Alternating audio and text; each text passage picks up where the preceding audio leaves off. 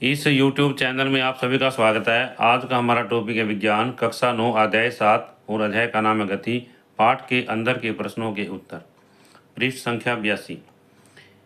पहला प्रश्न है इसमें, एक वस्तु के द्वारा कुछ दूरी तय की गई, क्या इसका विस्थापन शून्य हो सकता है? अगर हाँ तो अपने उत्तर को उदाहरण के द्वारा समझाइए। इसमें इसका उत्तर है हाँ, वस्तु का विस्थापन शून्य हो सकता है। यदि कोई वस्तु किसी वृत्ताकार पथ पर एक चक्कर पूरा करके अपने प्रारंभिक बिंदु पर आ जाती है तो वस्तु का विस्थापन शून्य होगा। इसमें वस्तु दूरी तय करती है परंतु विस्थापन शून्य होता है। यहाँ पर ये वृत्ताकार पथ दिखाया गया है। वस्तु ए बिंदु से प्रारंभ करती है और इस तरह से एक अपना पूरा चक्कर करके पुनः ए बिंदु पर आ जाती है। इस तरह से इस वस्तु का विस्थापन क्या होगा? शून्य होगा।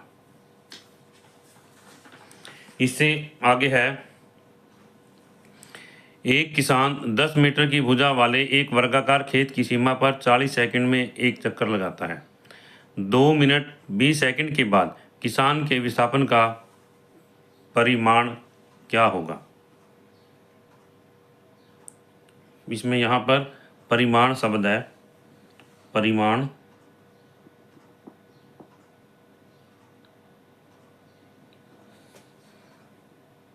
इसको परिमाण पढ़ा जाए तो इसमें यहाँ पर ये वर्गाकार खेत दिखाया गया है और इस वर्गाकार खेत की भुजा 10 मीटर है। ये भी यहाँ पर 10 मीटर लिया गया है। तो इसमें समय जो है 2 मिनट और 20 सेकंड दिए गए हैं। इसके हम सेकंड बना लेते हैं। यहाँ पर हम 2 गुणा 60 प्लस 20 तो 120 प्लस 20 ये 140 बन जाते हैं, 140 सेकंड। अब आगे इसमें एक चक्कर लगाने में लगा समय 40 सेकंड है तो 3 चक्कर लगाने में समय कितना होगा? 120 सेकंड होगा। 40 को 3 से गुणा कर देंगे तो शेष समय कितना बच जाता है? 140 में से 120 घटा देते हैं तो 20 सेकंड बच जाता है। तो अब शेष 20 सेकंड में किसान वर्गाकार खेत के बिंदु ए से सी तक पहुंचता है। मान लीजिए यहाँ पर ये दिखाया गया है, किसान जो यहाँ से प्रारंभ करता है इस तरह से एक चक्कर पूरा हो जाता है। अब इसी तरह से इसका दूसरा चक्कर पूरा हो जाता है, इसी तरह से अब इसका तीसरा चक्कर पूरा हो जाता है। 3 चक्कर पूरे होने के बाद में किसान वापिस जो है ए बिंदु पर आ जाता है। अब उसके पास में 20 सेकंड बचे हैं तो यहाँ से वो प्रारंभ करता है इस तरह से और बिंदु सी पर पहुँचता है। तो इसमें जो विस्थापन होगा ए सी के बराबर होगा। क्या होगा? विस्थापन कितना होगा? ए सी के बराबर होगा। तो हमने यहाँ पर ए सी की लंबाई ज्ञात करनी है। इसमें ये वर्गाकार खेत है और यहाँ पर ये समकोण त्रिभुज बन जाती है। पाइथागोरस थ्योरम के द्वारा हम ए सी ज्ञात करते हैं। ए सी का वर्गमूल बराबर है ए बी का स्क्वायर प्लस में बी सी का स्क्वायर। तो 10 का स्क्वायर प्लस में 10 का स्क्वायर, इसमें ए बी का स्क्वायर प्लस में बी सी का स्क्वायर। तो वर्गमूल 2 गुणा 10 मीटर आ जाता है। अब वर्गमूल 2 को 1.414 है या 1.414 है, इसको 10 से गुणा करते हैं तो ये 14.14 मीटर आंसर आ जाता है। तो इसमें विस्थापन आता है 14.14 मीटर। अब इससे आगे यहाँ पर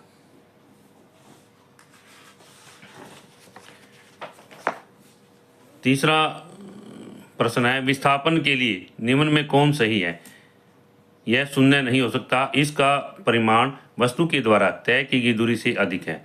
तो इसमें ये पहला ऑप्शन सही नहीं है क्योंकि विस्थापन शून्य नहीं हो सकता इसने कहा है, जबकि विस्थापन जो है शून्य हो सकता है। जैसा कि अभी हमने इसमें पहले इसमें बताया था प्रश्न के अंदर कि ये वस्तु है ये आयताकार पथ पर चल रही है तो यहाँ से प्रारंभ करके यहीं पहुँच जाती है, इसलिए यहाँ विस्थापन जो है शून्य है। ये क्या है? सही नहीं है। दूसरा है, इसका परिमाण वस्तु के द्वारा तय की गई दूरी से अधिक है। तो इसमें जो विस्थापन है उसका परिमाण वस्तु के द्वारा तय की गई दूरी से अधिक नहीं होता, कभी भी नहीं हो सकता, क्योंकि कोई भी वस्तु है जब वो तय करती है, दूरी तय करती है तो उसका परिमाण जो है वस्तु के द्वारा तय दूरी से कभी भी ज़्यादा नहीं हो सकता। उसमें क्या है, जैसे मान लीजिए कोई भी वस्तु है, अब यहाँ से चलती है, यहाँ से हम देखते हैं यहाँ वस्तु चलती है, यहाँ से ये दूरी तय की इसने, फिर वापस आ गई। इस तरह से इसका कम होगा, मतलब ज़्यादा नहीं होगा, या बराबर हो सकता है या कम हो सकता है। मतलब अब इसमें पेज नंबर 84 है, पृष्ठ संख्या, चाल तथा वेग में अंतर ज्ञात कीजिए। तो इसमें यहाँ पर चाल और वेग में अंतर है। तो चाल किसी वस्तु द्वारा एकांक समय में तय की गई दूरी को वस्तु की चाल कहते हैं। वेग किसी वस्तु द्वारा निश्चित दिशा में एकांक समय में तय की गई दूरी को वेग कहते हैं। इसमें क्या है, वस्तु का वेग कहते हैं। इससे अगला है, यह एक अदिश राशि है, यह एक सदिश राशि है और चाल सदैव धनात्मक होती है। वेग धनात्मक और ऋणात्मक दोनों हो सकता है। इसमें यहाँ पर हम एकांक समय में तय की गई दूरी को वस्तु का वेग, वस्तु का शब्द लगा सकते हैं हम यहाँ पर, वस्तु का वेग, वस्तु का, ये थोड़ा वो लिखा है इसमें, वस्तु का वेग कह सकते हैं। मतलब अब यहाँ पर इससे अगला प्रश्न है, किस अवस्था में किसी वस्तु के औसत वेग और परिमाण उसकी चाल के बराबर होंगे? यदि वस्तु द्वारा तय की गई दूरी तथा विस्थापन बराबर हैं तो औसत वेग का परिमाण उसकी औसत चाल के बराबर होगा। यह तभी संभव है जब वस्तु सीधी रेखा में और एक ही निश्चित दिशा में गति करे। इससे अगला प्रश्न है, एक गाड़ी का ओडोमीटर क्या मापता है? इसमें इसका आंसर है यहाँ पर, एक गाड़ी का ओडोमीटर उसके द्वारा तय की गई दूरी को मापता है।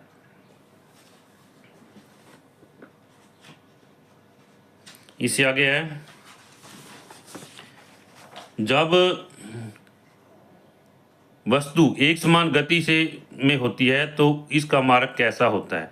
तो हमें सरल रेखा में दिखाई पड़ता है जब वस्तु एक समान गति में होती है। 5वां प्रश्न है, एक प्रयोग के दौरान अंतरिक्ष यान से एक सिग्नल को पृथ्वी तक पहुंचने में 5 मिनट का समय लगता है।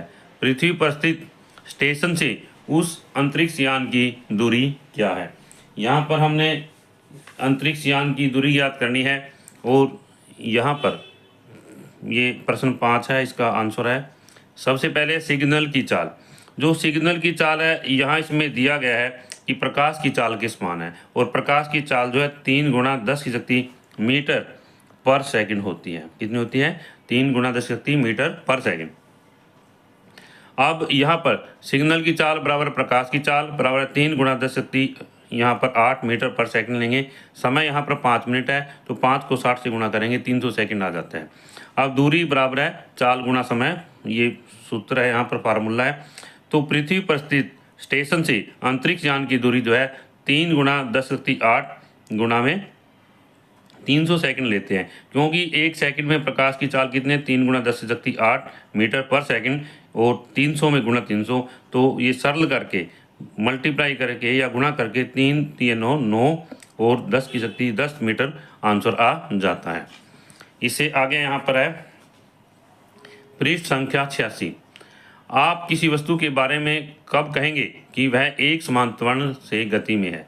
जब वस्तु का वेग समान समय अंतराल में समान रूप से घटता या बढ़ता है तो वस्तु समान त्वरण से गति में होती है। इससे अगला दूसरा प्रश्न है, वह असमान त्वरण से गति में है। जब वस्तु का वेग अनियमित रूप से घटता या बढ़ता है तो वस्तु असमान त्वरण में है। इससे आगे दूसरा प्रश्न है, एक बस की गति 5 सेकंड में 80 किलोमीटर प्रति घंटा से घटकर, यानी 80 किलोमीटर पर आवर से घटकर 60 किलोमीटर पर आवर हो जाती है। बस का त्वरण ज्ञात कीजिए। यहाँ पर जो बस है, बस की गति कितनी है? 80 किलोमीटर पर आवर है यहाँ पर। तो किलोमीटर को 1000 से गुणा कर देंगे तो मीटर में बदल जाता है और इसको 60 गुणा 60 से डिवाइड करेंगे, भाग करेंगे तो ये मीटर पर सेकंड में बदल जाता है। यानी 1000 से गुणा करेंगे और 3600 से जो है डिवाइड कर देंगे, भाग कर देंगे, तो यहाँ पर ये आ गया 200/9 मीटर पर सेकंड आ जाता है। अब ये इसका प्रारंभिक वेग है यहाँ पर और v बराबर है 60 किलोमीटर प्रति घंटा है। तो यहाँ पर v जो है इसको भी हम मीटर पर सेकंड में चेंज करेंगे, 60 को 1000 से गुणा करके और 60 गुणा 60 से भाग करके डिवाइड करके यहाँ पर 50/3 मीटर पर सेकंड आ जाता है। तो इस प्रकार v बराबर u प्लस ए टी। तो यहाँ पर जो a है इसमें इसको हल करेंगे, a बराबर है v माइनस यू बटे टी के। ये फार्मूला है, सूत्र है v बराबर u प्लस ए टी या फिर a बराबर v माइनस यू बटा टी के। अब v का मान लिखेंगे 50/3 और u का मान 200/9/5 लिख लेंगे और इसको सरल करेंगे। ये -50/9/5 आ जाता है और ये आ गया हमारे पास में -10/9 मीटर पर सेकंड स्क्वायर। तो बस का जो त्वरण है वो कितना है, 10 बस का जो त्वरण है यहाँ पर -10/9 मीटर पर सेकंड स्क्वायर आंसर आ जाता है। इससे अगला है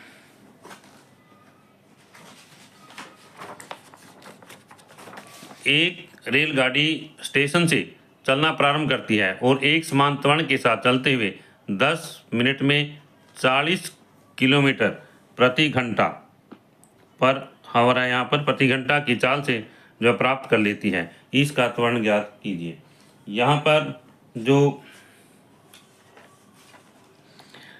स्टेशन से चलना प्रारंभ करती है, जब स्टेशन से कोई भी गाड़ी चलना प्रारंभ करती है तो उसका प्रारंभिक वेग जो है u बराबर 0 होता है और t सेकंड के बाद में यानी 10 मिनट के बाद में समय जो है 10 मिनट है और जो उसकी चाल प्राप्त करती है वो 40 किलोमीटर प्रति घंटा, v बराबर है 40 किलोमीटर प्रति घंटा। इसमें किलोमीटर पर आवर को हम यहाँ पर मीटर पर सेकंड में बदलेंगे तो 40 को 1000 से गुणा करेंगे और 60 × 60 से भाग कर देंगे तो ये 100/9 मीटर पर सेकंड आ जाता है। अब इसमें जो फार्मूला है हम यूज करेंगे, प्रयोग करेंगे v बराबर u प्लस ए टी, तो a बराबर है v माइनस यू बटे टी के। तो v का मान 100/9 है और u यहाँ पर क्या है 0 है, यहाँ पर 0 रख देंगे और t जो है 10 मिनट है, इसको सेकंड में बदलेंगे 10 से गुणा 60 से गुणा कर देंगे।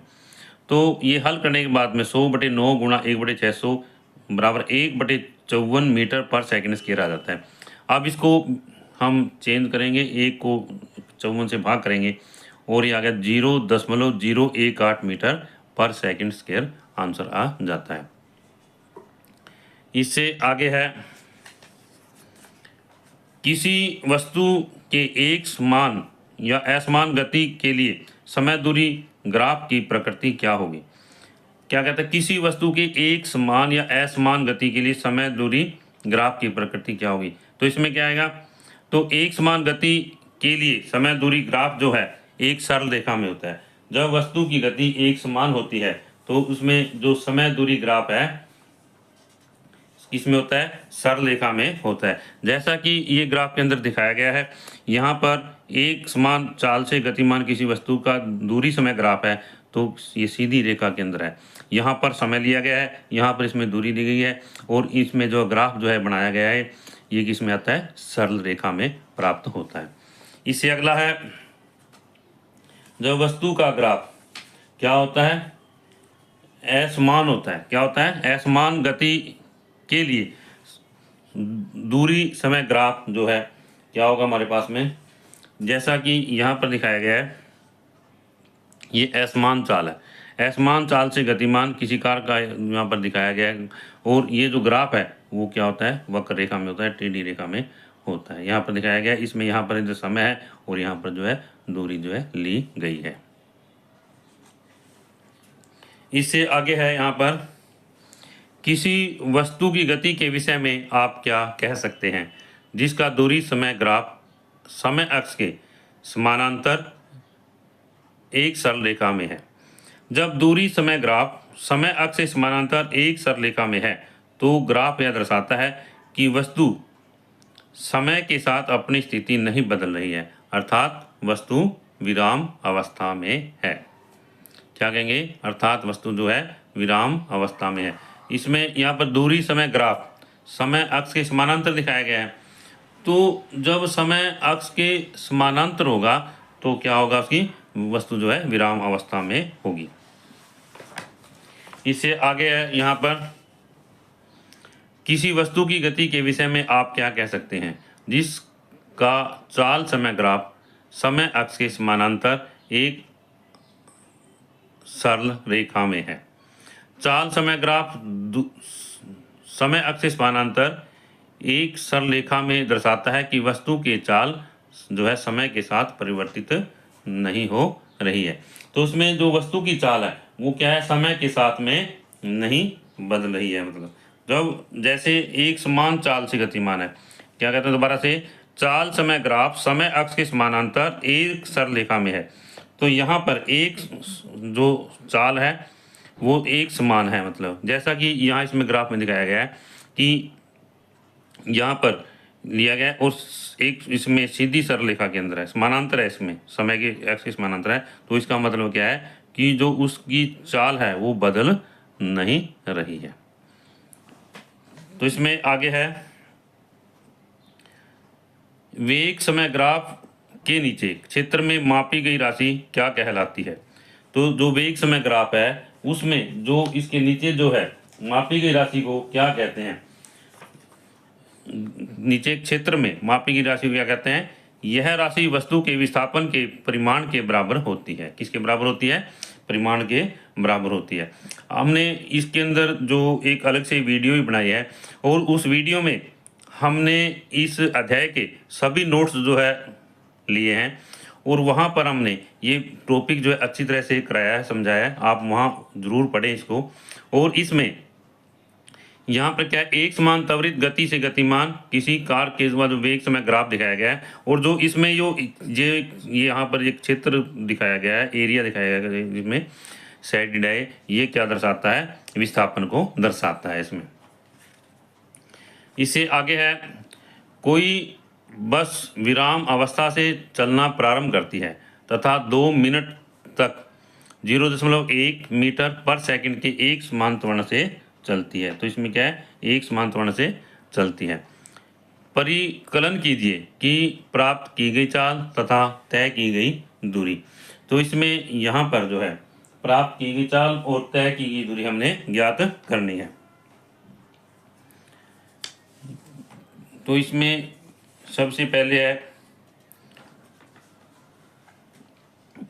दिया हुआ है कोई वस्तु विराम अवस्था से चलना प्रारंभ करती है। तो विराम अवस्था से चलने का मतलब क्या है, u बराबर 0 है, u बराबर 0 है तथा 2 मिनट तक 0.1 मीटर पर सेकंड के एक समान त्वरण से चलती है। तो इसमें जो त्वरण है इसका जो यहाँ पर सेकंड स्क्वायर आता है, कितना आता है, पर सेकंड स्क्वायर आता है। इसको 2 पढ़ा जाए, यहाँ आएगा पर सेकंड स्क्वायर, ऐसे एक समान त्वरण से चलती है। परिकलन कीजिए प्राप्त की गई चाल तथा तय की गई दूरी। तो यहाँ पर जो दिया हुआ है u बराबर 0 है और इस वस्तु का त्वरण जो है 0.1 मीटर पर सेकंड स्क्वायर है। समय t जो है 2 मिनट है और यहाँ पर हम जो समय है उसको हम सेकंड में बदल लेंगे। इसको 2 से 60 से मल्टीप्लाई करेंगे 2 को, तो 120 सेकंड आ जाता है। हमने क्या ज्ञात करना है, v ज्ञात करना है और s ज्ञात करनी है। तो फार्मूला क्या है, v बराबर u plus A T, formula लगाएंगे और यहाँ पर हम u का मान 0, a का मान 0.1 मीटर पर सेकंड स्क्वायर और t जो 120, तो 12 मीटर पर सेकंड आ जाता है। अब s बराबर है ut plus 1/2 A T square हम रखेंगे। तो इन सभी के मान रखेंगे, t का मान रखेंगे, a का मान रखेंगे और t स्क्वायर है यहाँ पर। तो इसको यहाँ पर हल करके ये प्राप्त हो जाता है, 720 मीटर आंसर आ जाता है। अब ये तो यहाँ पर जैसे ये तो 0 हो जाता है, 1/2 गुणा 0.1, 120 को 120 से गुणा करेंगे 14,400 आ जाता है। और आगे सरल करके हमें 720 प्राप्त होता है, 720 मीटर आंसर आ जाता है। इससे आगे जो है यहाँ पर दूसरा प्रश्न है, कोई रेलगाड़ी 90 किलोमीटर पर घंटा क्या 90 किलोमीटर पर आवर की चाल से चल रही है। ब्रेक लगाए जाने पर वह 0.5 मीटर पर सेकंड का स्क्वायर का एक समान त्वरण उत्पन्न करती है। तो इसमें आएगा त्वरण क्या है, 0.5 मीटर पर सेकंड स्क्वायर का एक समान त्वरण उत्पन्न करती है। रेलगाड़ी विराम अवस्था में आने से पहले कितनी दूरी तय की करेगी। तो यहाँ पर जो है दिखाया गया है कि रेलगाड़ी की जो चाल है कितनी है, u बराबर है 90 किलोमीटर प्रति घंटा। इसको हम मीटर पर सेकंड में चेंज करेंगे, 1000 से गुणा करेंगे और 60 गुणा 60 यानी 3600 से भाग कर देंगे और भाग करने के बाद में आगे हमारे पास में 25 मीटर पर सेकंड आ जाता है। कितना आ जाता है? 25 मीटर पर सेकंड। अब ए जो है त्वरण है 0.5 मीटर पर सेकंड स्क्वायर है और इसका अंतिम वेग v बराबर 0 है, क्योंकि लास्ट में जाकर के गाड़ी जो है रुक जाती है, तो हमने s ज्ञात करना है। अब 2as बराबर v square minus u square, ये फार्मूला है, हमें ये याद होना चाहिए, गति के फार्मूलों में से है। तो s बराबर वी माइनस यू स्क्वायर बटे 2a के, और अब हम इनका मान रखेंगे v जो है यहाँ पर 0 है, हमने यहाँ देखा था 0 है, और u जो है यहाँ पर 25 मीटर पर सेकंड है, इसका स्क्वायर करेंगे और 1 का मान जो है 0.5 है। यहाँ पर ये माइनस का निशान है, क्योंकि यहाँ पर क्या है? मंदन है। जो त्वरण जो है कम होता जा रहा है लगातार, इसको मंदन भी कहते हैं या ऋणात्मक त्वरण भी कहते हैं। तो यहाँ पर हम इसका मान रखेंगे 625 मीटर आंसर आ जाता है। तो उसमें क्या था? विराम अवस्था में आने से पहले कितनी दूरी तय करेगी जो गाड़ी जो है, कितनी दूरी तय करेगी? 625 मीटर आंसर। इससे आगे है यहाँ पर एक ट्राली एक आनत तल 2 मीटर पर सेकंड स्क्वायर 2 मीटर पर सेकंड स्क्वायर के त्वरण से नीचे जा रही है। गति प्रारंभ करने के 3 सेकंड के पश्चात उसका वेग क्या होगा? तो उसमें यहाँ पर जो है एक ट्राली है, इसमें आनत तल पर जा रही है, तो इसमें ए जो है 2 मीटर पर सेकंड है, यह त्वरण जो है कितना? 2 मीटर पर सेकंड स्क्वायर है, और u बराबर यहाँ पर 0 है, t बराबर 3 सेकंड है, v हमने ज्ञात करना है। उसमें क्या होगा? 3 सेकंड के पश्चात, यानी उसका अंतिम वेग हमने ज्ञात करना है। तो फार्मूला क्या है? v बराबर u प्लस at के, और u बराबर 0 है, a बराबर 2 गुणा 3, तो 6 मीटर पर सेकंड आ जाता है। तो v का मान यहाँ पर आता है 6 मीटर पर सेकंड आंसर। इसके बाद में अगला चौथा प्रश्न है, एक रेसिंग कार एक समान त्वरण कितना है? 4 मीटर पर सेकंड स्क्वायर, 4 मीटर पर सेकंड स्क्वायर है। गति प्रारंभ करने के 10 सेकंड पश्चात वह कितनी दूरी तय करेगी? एक रेसिंग कार है, एक समान त्वरण है, उसका कितना है? 4 मीटर पर सेकंड स्क्वायर। गति प्रारंभ करने के, यहाँ पर ये गलती लगा हुआ है, गति प्रारंभ करने के 10 सेकंड पश्चात वह कितनी दूरी तय करेगी? तो यहाँ पर जो है दिया हुआ है रेसिंग कार है, एक समान त्वरण है, उसका ए का मान जो है 4 मीटर पर सेकंड स्क्वायर, ए का मान कितना है? 4 मीटर पर सेकंड स्क्वायर है, और u बराबर 0, t बराबर 10 सेकंड और s बराबर है, हमने फाइंड आउट या निकालना है यहाँ पर। तो यहाँ पर क्या कहते हैं? एक रेसिंग कार एक समान त्वरण से, जिसका त्वरण कितना है? 4 मीटर पर सेकंड स्क्वायर है, गति प्रारंभ करने के 10 सेकंड पश्चात वह कितनी दूर रुकेगी? तो यहाँ पर u 0 हो गया, और यहाँ पर हम फार्मूला प्रयोग करेंगे, s बराबर है ut प्लस 1/2 at स्क्वायर। ये गति के समीकरण है, हमें इनको ये हमें याद होने चाहिए, और इसमें यहाँ पर हम s का मान जो है ut जमा 1/2 at स्क्वायर जो है यूज़ करेंगे इसको फार्मूले को। और अब यहाँ पर जो है u बराबर प्रारंभ में 0 है, t बराबर 10 सेकंड है, और प्लस 1/2 a बराबर 4 गुणा 10 शक्ति 10 के। तो इसको हल करते हैं हम, ये यहाँ पर ये तो 0 हो जाता है और यहाँ पर ये 200 आ जाता है। इस प्रकार 200 मीटर आंसर आ जाता है। कितना आंसर आता है? 200 मीटर। इससे आगे 5वां प्रश्न है, यहाँ पर किसी पत्थर को ऊर्ध्वाधर ऊपर की ओर 5 मीटर पर सेकंड के वेग से फेंका गया। तो क्या है? 5 मीटर पर सेकंड के वेग से फेंका जाता है। यदि गति के दौरान पत्थर नीचे की ओर दिश त्वरण से 10 मीटर पर सेकंड स्क्वायर, कितना? 10 मीटर पर सेकंड स्क्वायर है, तो पत्थर के द्वारा कितनी ऊंचाई प्राप्त की गई तथा उसे वहां पहुंचने में कितना समय लगा? यहाँ पर जो पत्थर है इसको जो है 5 मीटर पर सेकंड के वेग से ऊपर की तरफ फेंका जाता है, और जो त्वरण है 10 मीटर पर सेकंड स्क्वायर है। यदि गति के दौरान पत्थर नीचे की ओर दिश त्वरण से 10 मीटर पर सेकंड स्क्वायर है, तो पत्थर के द्वारा कितनी ऊंचाई प्राप्त की गई, तो उसे वहां पहुंचने में कितना समय लगेगा? अब हम यहाँ क्या देखते हैं, सबसे पहले u बराबर 5 मीटर पर सेकंड है, a बराबर 10 मीटर पर सेकंड स्क्वायर है।